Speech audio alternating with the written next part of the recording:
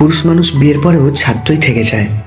মা মনে করে বউ শিখিয়ে দিচ্ছে, আর বউ মনে করে মা শিখিয়ে দিচ্ছে। কার যে কোন কথা ভালো লাগে আর কে যে কোন কথায় দুঃখ পেয়ে যায় বোঝা বড় দেয়।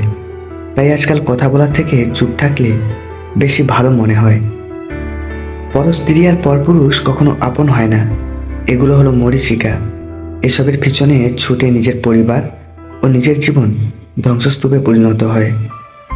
মাঝরাতে 5টা পুরুষ কুকুর আড্ডা দিচ্ছিল। এমন সময় এক মেয়ে কুকুর ওদের সামনে দিয়ে যাচ্ছিল, কিন্তু এতগুলো পুরুষ কুকুরকে দেখে সে ঘাবড়ে যায়। তখন হঠাৎ করে এক পুরুষ কুকুর উঠে বলে, তুমি নির্ভয়ে বাড়ি যাও, আমরা কুকুর, মানুষ না। স্ত্রী হলো মাটির মতো, আর ভালোবাসা হলো জল। আপনি দুটোকে একসাথে মিশিয়ে ইচ্ছে মতো আকৃতি দিতে পারবেন। মেয়েটি কেঁদে বলেছিল, তুমি আমাকে একটুও ভালোবাসো না। ছেলেটি হেসে বলেছিল, হ্যাঁ বাসি না। আজ তাদের বিয়ের 8 বছর হবে। সব ছেলেদের ভালোবাসা লোক দেখানো হয় না। কিছু কিছু ভালোবাসা প্রকাশ না করলেও তা সত্যি ভালোবাসাই হয়। 3টি কথা বলুন। আপন মানুষ সারাদিন আপনার কথা চিন্তা করবে। 1, তাকে বলুন আপনি শুধু তাকেই চান, তিনি আপনার জীবনে বিশেষ একজন। 2, তার সাথে ভবিষ্যতে ঘর করবেন এমন বিশ্বাস দেখান। আর 3, সবসময় মন থেকে ভালোবাসুন। সরাসরি চোখের দিকে তাকিয়ে কেউ মিথ্যা বলতে পারে না। মিথ্যা বলতে হয় অন্যদিকে তাকিয়ে। কেউ হিংসা করলে আপনার চুলও ছিঁড়তে পারবে না। কেউ হিংসা করলে আপনি চুপ থাকুন, কারণ যে হিংসা করে সে নিজে আগে চলে, তারপর অন্যকে জ্বালায়। মনে রাখবেন, কেউ হিংসা করলে আপনার থেকেও নিজে বেশি কষ্ট পাবে। এটি মাথায় রাখুন, সব চিন্তা দূর হবে। 3 ধরনের মানুষের অহংকার বেশি হয়। 1, বেশি শিক্ষিত হলে। 2, বেশি সুন্দর হলে। আর 3, হঠাৎ বড়লোক হলে। মনকে প্রশ্ন করেছিলাম, সব আপন মানুষগুলো কেন ছেড়ে চলে যায়? উত্তরে মন বলেছিল, আপন কোনোদিনও ছেড়ে যায় না, আর যে ছেড়ে যায় সে কখনো আপন ছিল না। কিছু মানুষ ভাবে আমাকে ছাড়া ওর থাকা সম্ভব না, তাই যা ইচ্ছে তাই করে বসে। কিন্তু তারা এটা জানে না, ধৈর্যশীল মানুষের একবার ধৈর্যের সীমা পার হয়ে গেলে তারাও সব কিছু করতে পারে। কেয়ার থাকলে সংসার যুদ্ধক্ষেত্র না হয়ে হবে স্বর্গ। তাই নিজের স্ত্রীকে উত্তম ভালোবাসাটা দিন। মানুষ ভালোবাসায় নয়, বরং কারো মায়ায় আটকে পড়ে। কাকে বিশ্বাস করব? কিছু মানুষ তো কাঁদতে কাঁদতে মিথ্যা বলে। অতীত সাক্ষী আছে, কারো অনুভূতিকে আঘাত করে কেউ কখনো সফল হতে পারেনি। মানুষকে অতিরিক্ত ভালোবাসতে নেই, অতিরিক্ত কেয়ার করতে নেই, বেশি গুরুত্ব দিতে নেই, বেশি প্রকাশ করতে নেই। মানুষ অতিরিক্ত কোনো কিছু পেয়ে গেলে বদলে যায়। অতিরিক্ত কোনো কিছুই মানুষের হজম হয় না। বিবাহিত নারীদের শারীরিক উত্তেজনা হলে এই লক্ষণগুলি দেখা যাবে। 1, নিজের ঠোঁট লাল হয়ে যাবে এবং ঠোঁট কামড়াবে। 2, নিজের চুল নিয়ে খেলবে। আর 3, ইচ্ছা করে যে কোনো অজুহাতে পুরুষকে স্পর্শ করবে। কিছুটা জেদ সবার মধ্যে থাকা উচিত, কারণ যে মানুষটার মধ্যে কোনো কিছু করার জেদ থাকে তাকে কেউই পরাজিত করতে পারে না। হাত ধরে কিছুক্ষণ চলার নাম ভালোবাসা না, ছায়া হয়ে সারা জীবন পাশে থাকার নামই হলো ভালোবাসা। সমালোচনা করতে জিভটাই যথেষ্ট, আর প্রশংসা করতে লাগে হৃদয়। কিছু কিছু সময় নিজেকে অন্যের পিছনে বিলিয়ে দেওয়া খুবই সহজ, বরং নিজেকে ভালোবাসতে পারাটাই একটা যোগ্যতা বিশেষ। ডিভোর্সি নারী মানে এই না যে সংসার জীবন মানিয়ে নিতে ব্যর্থ হয়েছেন। এমনও হতে পারে সে একজন ব্যর্থ অত্যাচারী পুরুষের হাত থেকে মুক্তি পেয়েছেন। পৃথিবীর নিয়ম বড়ই অদ্ভুত। মৃত মানুষকে কাঁধে নিয়ে যাওয়াকে মানুষ পুণ্য মনে করে, আর জীবিত মানুষকে সাহায্য করার আগে মানুষ 10 বার ভাবে। গায়ের রং ফর্সা হলেই মানুষ সুন্দর হয় না, মানুষ সুন্দর হয় তার চরিত্রে। প্রতিষ্ঠানের বড় বড় ডিগ্রি থাকলেই মানুষ শিক্ষিত হয় না, মানুষ শিক্ষিত হয় তার মনুষ্যত্বে। গিরিগিটি রং বদলায় আত্মরক্ষার জন্য, আর মানুষ রং বদলায় স্বার্থ রক্ষার জন্য। প্রকৃত সত্য হলো, আপনার কষ্টগুলো একমাত্র আপনিই বুঝবেন, অন্য কেউ বুঝবে না, সে যতই আপনার আপন হোক। প্রিয় মানুষের খুব কাছে কখনো যেতে নেই, কারণ তাতে আকর্ষণ কমে যায়। ঠকাতে পারলে মানুষ বলে চালাক, আর কারো উপকার করলে বলে বোকা।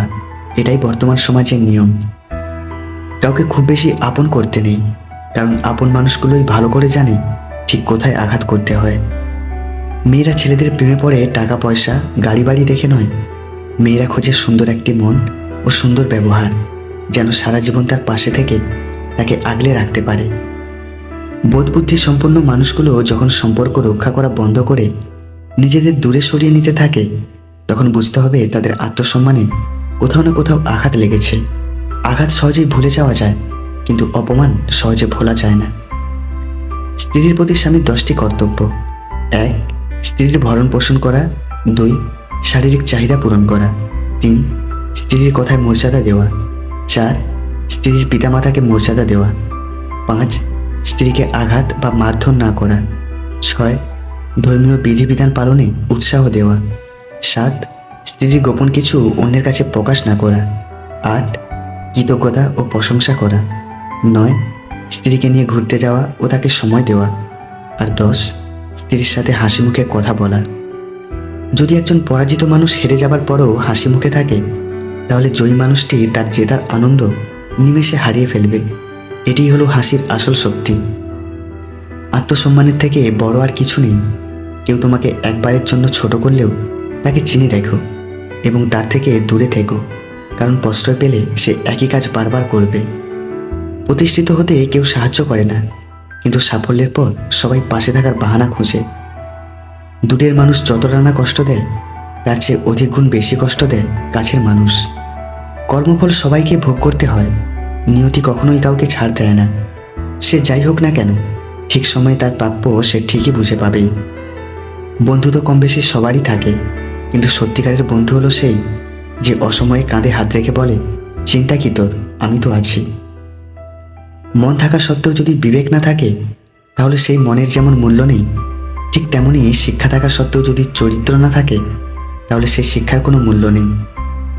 ভুল করলে হয়তো ক্ষমা করে দেওয়া যায়, কিন্তু যে জেনে শুনে প্রতারণা করে তাকে কখনো ক্ষমা করা যায় না।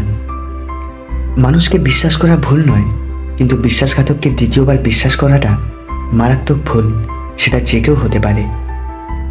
ভালোবাসা শব্দটা বড়ই অদ্ভুত। কারো জীবন গুছিয়ে দেয়, আবার কারো জীবন ধ্বংস করে দেয়। বর্তমানে সব কিছুর দাম বেড়ে গেছে, কিন্তু দুটি জিনিসের দাম আজও বাড়েনি: বিশ্বাস ও ভালোবাসা। কারণ এই দুটোর দাম আগেও কেউ দিত না, আর আজও কেউ দেয় না। উচিত কথা বলা মানুষগুলোর ভালোবাসার মানুষ খুব কম থাকে, কারণ উচিত কথা সবার হজম হয় না। এক গ্রামে একজন কৃষক ছিলেন। তিনি দুধ থেকে দই ও মাখন তৈরি করে বিক্রি করতেন।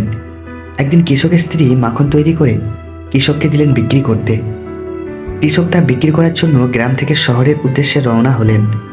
মাখনগুলো গোল গোল রোল আকৃতিতে রাখা ছিল, যার প্রত্যেকটি ওজন ছিল 1 কেজি করে। শহরে পৌঁছে কৃষক প্রতিবারের ন্যায় পূর্ব নির্ধারিত দোকানে মাখনগুলো দিয়ে পরিবর্তে চা, চিনি, তেল ও তার সংসারের প্রয়োজনীয় দ্রব্যাদি নিয়ে আসতেন। আজ কৃষক চলে যাওয়ার পর দোকানদার মাখনের রোলগুলো একটা একটা করে ফ্রিজে রাখার সময় ভাবলেন, মাখনের ওজন সঠিক আছে কিনা আজ একবার পরীক্ষা করে দেখা যাক। মাখনের রোলগুলো ওজন করতেই উনি দেখলেন মাখনের ওজন আসলে 1 কেজি নয়, তা প্রতিটি আছে 900 গ্রাম করে। পরের সপ্তাহে আবার কৃষক উক্ত দোকানে মাখন বিক্রি করতে গেলেন।